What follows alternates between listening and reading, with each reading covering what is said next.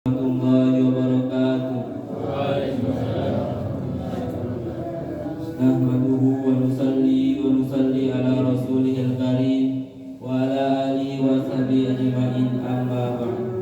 Fa ya ibadallah, ittaqullaha tuqatih wa la tamutunna illa antum muslimun. Hadirin jamaah subuh yang dimuliakan Allah Subhanahu wa taala. Di dunia ini banyak orang yang mempunyai usaha. Ada yang usaha siang dan malam di dalam politik, berdagang dan bertani dan lain-lain. Akan tetapi di antara semua usaha itu ada usaha yang paling besar, usaha yang paling agung, usaha yang tertinggi, yang apabila kita tidak membuatnya maka kita akan menyesal untuk selama-lamanya. Usaha apa itu hadirin? Yaitu usaha untuk mencari ridhonya Allah Subhanahu wa taala. Kalau Allah Subhanahu wa taala sudah ridho kepada kita, maka kita adalah orang yang paling beruntung di dunia dan akhirat yang selama-lamanya. Akan tetapi kalau Allah Subhanahu wa taala tidak ridho kepada kita, maka apapun yang kita usahakan, apapun yang kita dapatkan, ujung-ujungnya hanya akan mendapat malapetaka dari Allah Subhanahu wa taala.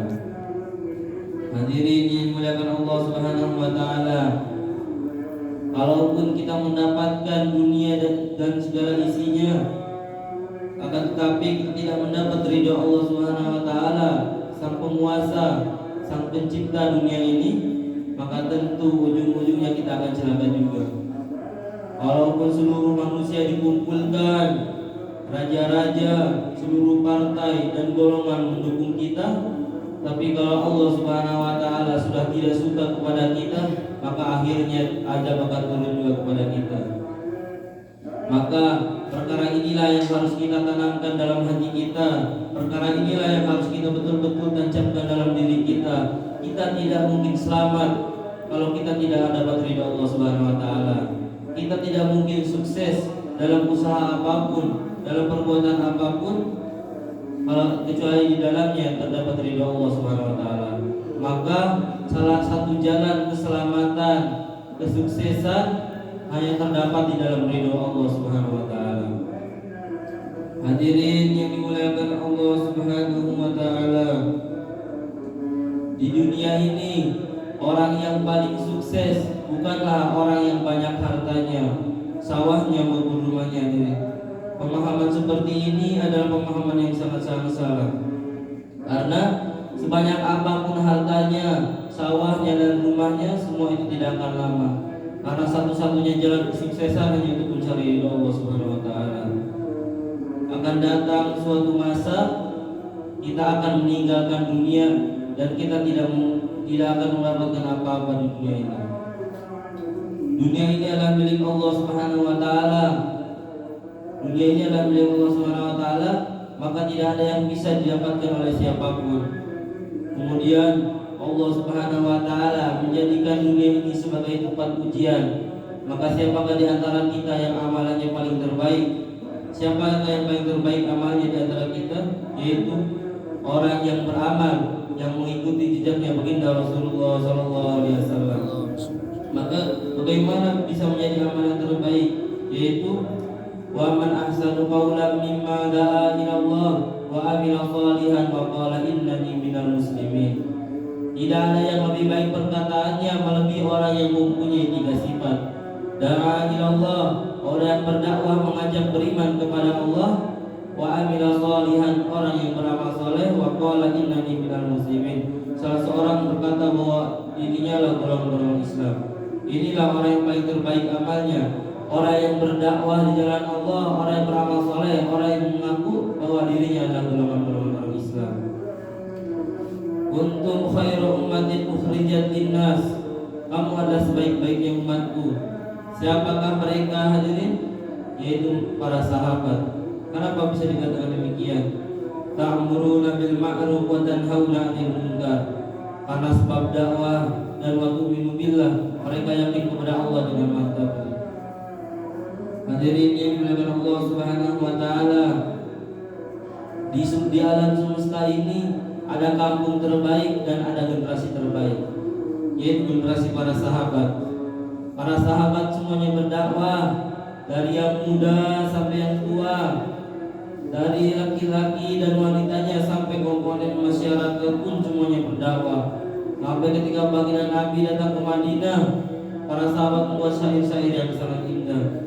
Yang dulunya Madinah dinamakan kota Yatsrib, ketika baginda Nabi masuk ke kota itu dan berdakwah di dalam siang dan malam, maka sekarang dinamakan menjadi Madinah Munawwarah. Ketika baginda Nabi dakwah di Mekah dengan harapan agar menyebar agama, tapi orang-orang Mekah tidak mempedulikannya.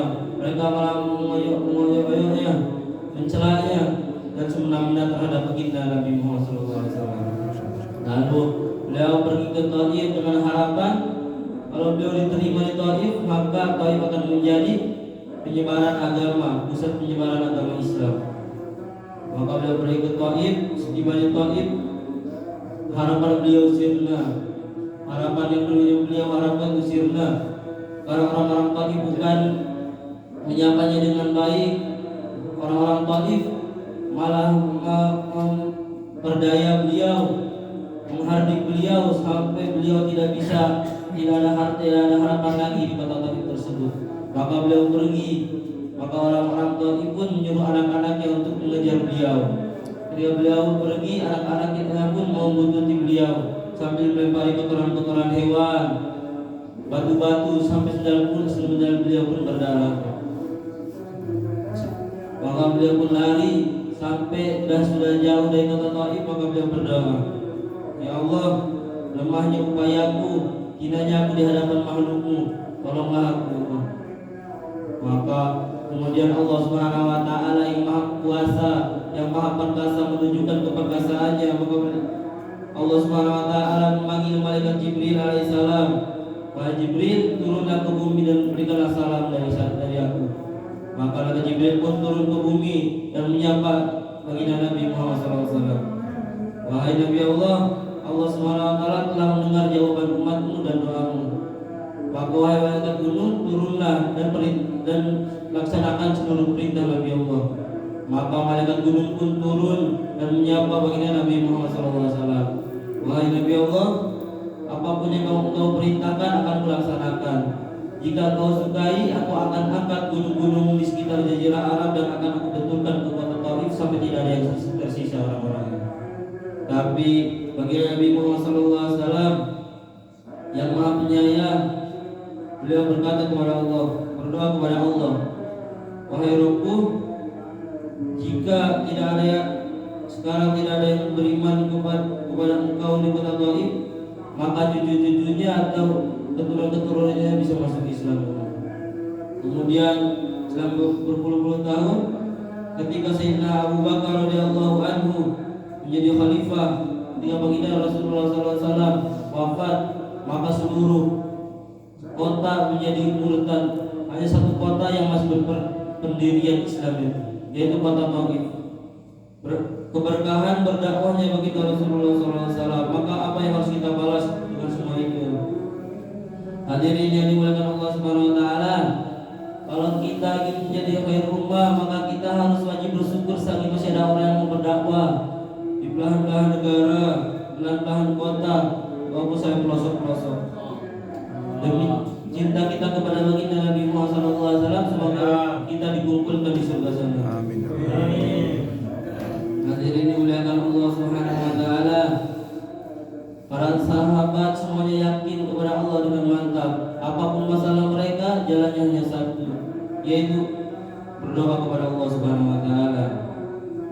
Kalau ada orang yang lari kepada selain Allah, maka itu adalah kebodohan dirinya sendiri. Karena yang selain Allah itu tidak bisa berbuat apa-apa. Seperti pohon, batu, itu semua diciptakan oleh Allah Subhanahu wa taala.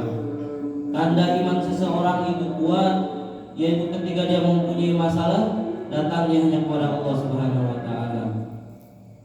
Hadirin yang dimuliakan Allah Subhanahu wa taala, para ulama mengatakan musibah terbesar telah datang kepada umat Islam pada saat ini, yaitu baginda Nabi Muhammad SAW telah dipanggil oleh Allah Subhanahu wa taala untuk sholat, dan meninggalkan kita semua.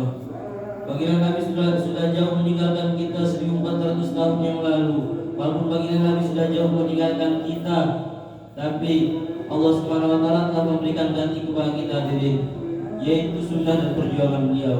Kalau kita menghidupkan sunnah-sunnah beliau, maka insya Allah kita akan dikumpulkan bersama beliau di surga sana. Baginda Nabi Muhammad SAW telah jauh meninggalkan kita, tapi Allah Subhanahu wa taala telah memberikan tinggalan Nabi yang sangat kekal, yaitu Al-Quran. Baginda Nabi Muhammad SAW telah meninggalkan kita jauh di surga sana, tapi Allah Subhanahu wa taala telah berjanji akan meneruskan perjuangan beliau, yaitu para ulama, para umarah, semuanya. Walaupun baginda Nabi sudah tidak ada, tapi pewarisnya akan ada terus sampai hari kiamat. Maka kita berdoa kepada Allah Subhanahu wa taala semoga kita dikumpulkan bersama di surga. Cukup itu saja yang saya sampaikan. Selebihnya mohon